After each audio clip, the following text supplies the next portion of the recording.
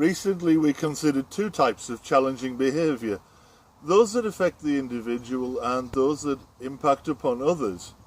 Today we take a slightly different perspective and look at two different possibilities, behaviours that we can cope with and behaviours that are beyond our ability or our authority to cope with. Let me give you an example. I remember working with a young drug user who simply stopped going to bed. He said he would sleep in the communal lounge on the settee. Speaking with him, not to him by the way, seemed to make him more determined to sleep in the lounge, even though the settee was clearly too short and uncomfortable for him. As a staff team, we decided simply to stop mentioning it. We provided an alternative area for the other residential service users and stopped speaking to him about sleeping in the lounge altogether. Well, very shortly he decided to complain about back pain, and we suggested he might want to see his GP about pain relief. He didn't make the appointment, but he did stop sleeping on the settee. The decision to stand back and wait for him to learn the lesson of experience was ours to make, and the situation was remarkably easily resolved. Often the path of least resistance really is the way to deal with things that are within our remit to solve. Behaviours that are beyond our ability to cope with are a different kettle of fish. When I was a community psychiatric nurse, I had a client who regularly called me reporting that she'd taken an overdose and asking for an ambulance.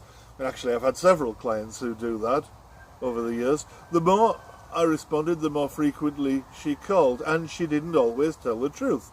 Sometimes she had overdosed and sometimes she hadn't, but I had no way to know in advance. I wanted to stop responding to these situations because, for reasons that will become clear, my reaction to the phone calls was only making it worse. However, I needed the support of the multidisciplinary team. So I called a meeting involving all the relevant workers, the service worker user herself, and with permission, her brother, who was also present. We decided upon a new care plan, and essentially we all agreed, including the service user, that if she was able to call me, she was also able to call an ambulance, if that was what she needed. We therefore agreed that I would expect her to do precisely that in the future. If she called me reporting an overdose, I would advise her to call an ambulance and remind her of our scheduled appointment time, which may well be sometime in the future. The behaviour stopped working for her, and so she stopped. She called in these circumstances only a couple of times more before changing tack and talking about her real problems instead. Now, I'm not going to pretend that the problem that she presented next was easy by any means, but at least I got to focus on the thing that mattered, instead of this haze of challenging behaviours that served only to distract us from the real work we had before us, and indeed from the distress that she felt. The point here is that although I ended up doing precisely what I thought was right, I needed the backing of the multidisciplinary team first. Their blessing was important. Sometimes we need others to get involved even when we know what to do about a situation. There's no problem with that, it's just appropriate. Incidentally, this doesn't mean that the decision not to respond was a team decision.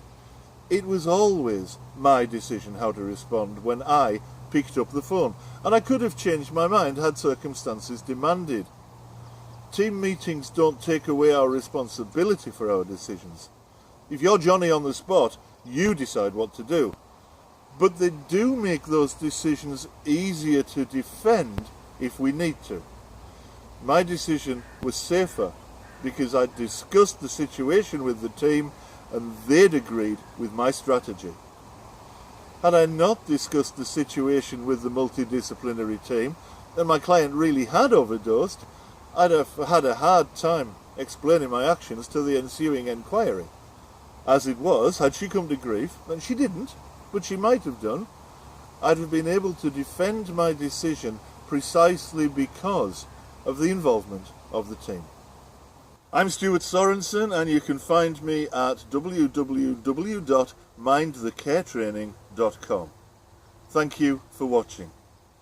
If you've enjoyed this video or found it useful in any way, please feel free to share it around to others who also might find it of value.